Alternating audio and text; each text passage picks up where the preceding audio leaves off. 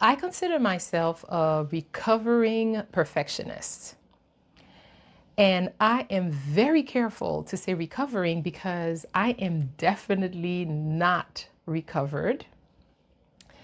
I do not call myself a recovered perfectionist because when I decided at 50 years old to finally bet on myself, it followed a lot of life experiences that started to reshape the way that I see the world and also the way that I see myself. It also challenged me to question a lot of my beliefs and mainly the stories that I tell myself, because those stories are often just excuses that get in the way of me truly getting what I want. So this morning, I was in my happy place in the kitchen, of course. I was making I was making buttermilk chocolate chip pancakes for the family. Usually, when I'm cooking, that's when I catch up on my podcasts or YouTube subscriptions. So I was listening to an episode by my mentor, Glo Atenmo. It was titled Why Perfectionists Lie. As I listened, I started thinking about my own journey and I thought about the things I've recovered from as a perfectionist and the things where I am still a work in progress. When I started this YouTube channel journey, I made a decision to show up imperfectly, especially as someone who used to be really, really, really, really a really bad perfectionist. So today, we are going to go through these lies one by one. And I am going to tell you exactly how I recovered from some and what the struggle looks like for the rest that are still work in progress. So, the first lie, I have really high standards. It sounds good to have standards, right? But for a perfectionist, those standards, they are often so high that they keep you from taking any action at all. And the root of those high standards is the fear of being judged. And if you are a Haitian like me, you know that we have a reputation for having absolutely no filter. In the name of honesty, we say things that actually come out as harsh judgment. And I grew up in an environment where judging someone out loud was just a normal part of conversation. So when I moved to a different country, to America, and I started my life as a young woman, I masked my fear of being judged by others by claiming that I had high standards.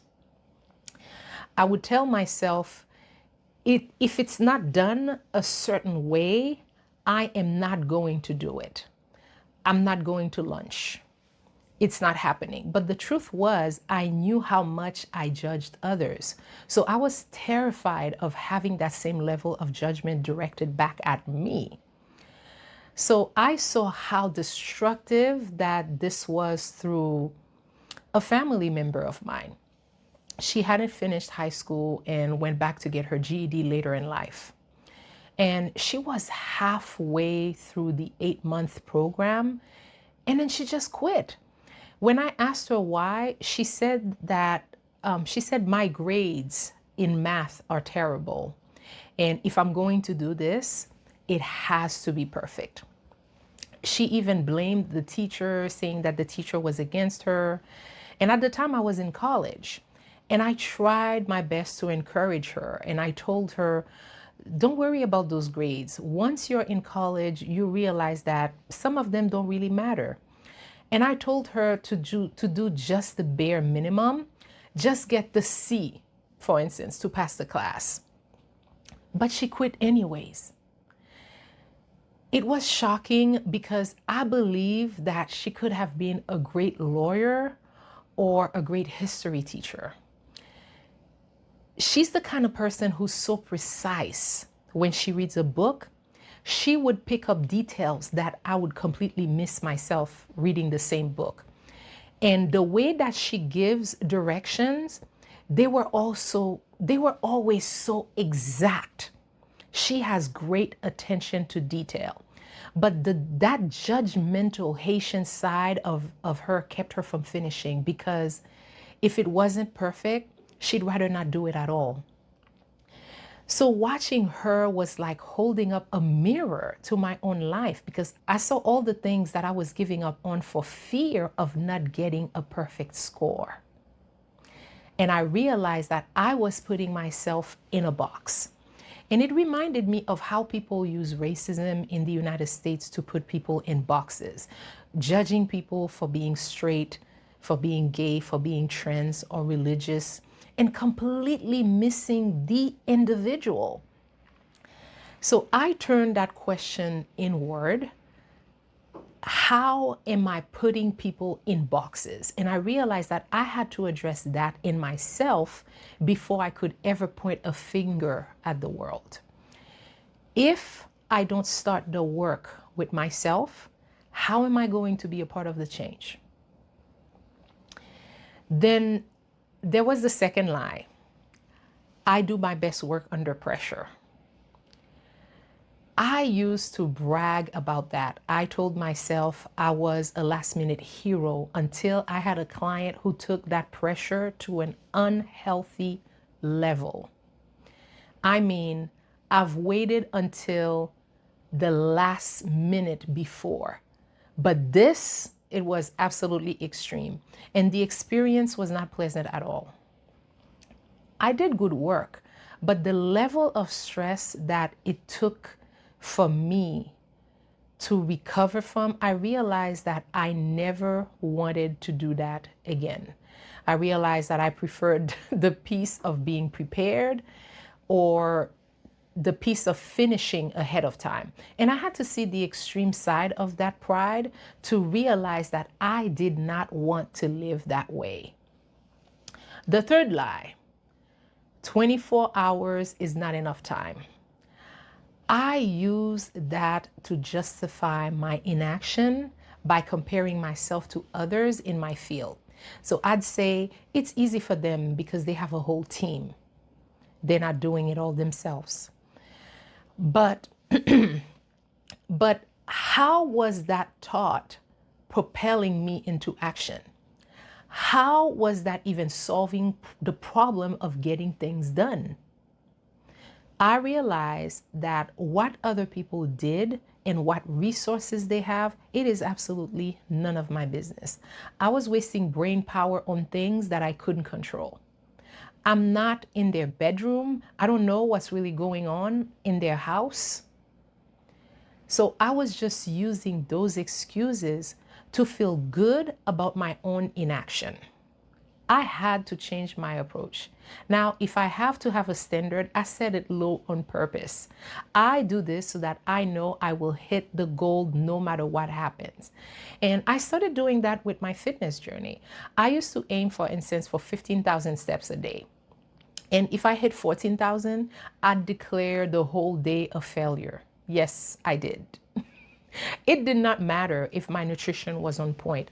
I'd focus on that 1,000 steps that I missed. So I lowered my goal to 8,000 steps a day. I know that I can reach 8,000 steps every day, and I tricked my mind into feeling happy with that. It means I was active. It means that I also accomplished 80% of my health goal. That new mindset is 1 is greater than 0. It is better to do something than to do nothing. And I remember reading about this when I read about a country. Don't remember the name of the country, but they said that that country didn't have high expectation and it was one of the happiest in the world. And that made so much sense to me. If you accomplish 80% of your goals, you are already in the top 10% of people who finish things, because most people never even start. I shifted my focus from a number to the habit that I have to keep up. And I love watching athletes because they don't just work out when they feel like it. They master one thing through repetition.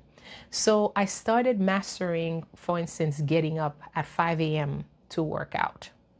And then once I mastered that, I added another habit, eating a healthy breakfast so that I wouldn't end up binging at night before bedtime. And I focused also on mastering my choices one by one. Even if I don't finish today, I know that I'm closer to the finish line than I was yesterday. I'm no longer at the beginning line because I'm making progress. And this led me to overcome the lie of waiting to be better first. I learned this also as a web designer. I would do a design and absolutely hate it. And then I would show it to the client and they would love it. Or I would create something that I love. I'm like, this is it. And the client would absolutely hate it. So that taught me that it wasn't about me, it was about whether it solved a problem for them. So for this YouTube journey, I look at it as practice. And I tell my clients all the time, start ugly. I wanted to practice in a way what I preached. I made a decision to start on January 1st with this YouTube journey. And I said, okay, let me commit to 100 days. And I'm starting on January 1st no matter what. And as the date got closer, I thought about buying a camera. I thought about even building an entire studio. But I was busy with a client project and I did not have the time to implement any of those fancy things that I wanted to do. So January 1st, I just hit record on my phone. Whether it was better or not, I started. And today is day 81. 81. Now I'm tackling the biggest lie of all. I have a professional reputation to maintain. This lie, I feel that it comes from how Black women are treated in the corporate world. We don't get away with the same things that our white counterparts do. And I carried that polished armor into the online space. But I'm working on shedding those expectations and letting my true self shine. So for that one, I am a work in progress. And I know some of my videos, they sound like I'm teaching or like I'm preaching. Hey, Pastor Webley. But I keep showing up because that's the only way to bring forth my playful, funny, and giddy personality. And I also want you to see the progress. I am also over the lie of needing fancy equipment. And I read a lot of memoirs and watched documentaries about people that I admire. And the common denominator is always their humble beginnings. I learned that the beginning never looks like the end. I have a cell phone, a Samsung S24 Ultra. That's the one I use to record my YouTube videos. If I waited for a fancy Sony camera, I would never start. And I want to make my mistakes now while I am a beginner so that when I can afford the gear, I'm ready. And going back to the memoirs that I love to read, reading those memoirs, it humbles you and helps you appreciate your own life. I remember listening to a preacher talking about a wealthy man that he used to envy when he went to work out at the YMCA. And the preacher envied the man's car, his life, while the preacher's own car barely started sometimes. But then I guess one day he broke conversation with the guy and he found out that the guy spent all his money and time looking for his daughter who had severe mental health issues. The lesson was, and it struck with me, that everybody has pain. You cannot just want the good part of someone else's life. You have to take the whole package. And the grass is not greener on the other side. You still have to take care of the grass no matter where you are. I am also learning the lie about the perfectionist lie about waiting for life to come down first. I have quit enough times to know that quitting is not the solution. Because every time I stopped when life got hard, it was so much harder to start over. Because I looked at someone who started at the same time as me, and a year later, they had a breakthrough because they never stopped while I was back at zero. Now, when a storm hits, I just ask, how am I going to pivot? And I'm learning from another mentor who is a course creator and a private business coach. That woman will put out a basic masterclass with no makeup and just over deliver on value. I watched her over several years take a $37 product and turn it into a $3,000 offer and a multi-million-dollar business. She is not afraid to start ugly because she wants the feedback and data from the market. So when I see people doing that, I am no longer afraid of failing. I got over that also in high school when I realized that the people who were the most critical of me, they hadn't accomplished anything themselves. So failing for me now is just a part of the process of succeeding. And survival also in my first years in living in America taught me to tune out the voices that were not encouraging me. So finally, I don't want my day one to look like your day 100. That was another perfectionist lie. I was worried about my views in February because they were low, my views on my YouTube videos. But my mentor, Glow, told me that she had fewer views when she started than I do now. So that stopped me in my tracks because I realized that the reward isn't the views, it's the fact that I am building the muscle. So also when a viewer tells me that something that I said helped them, for instance, find a job, that is the real celebration. And at 50 years old, I don't need external factors to make me feel good because good enough is a celebration for me. And I am going to keep showing up because that is the only way to get better at this. All right, now that I've told you about the perfectionist lies that I am still a work in progress is, and some of the lies that I overcame, I want to hear from you. Which one of these lies have you been telling yourself? Tell me in the comments because I'm reading every word, of course. And I'm Webley. I am 50 years old and I am finally done with the perfectionist lies that have held me back in my life. And I am also glad that the ones that I am a work in progress for, I am doing it right here on my YouTube channel. So I will see you tomorrow.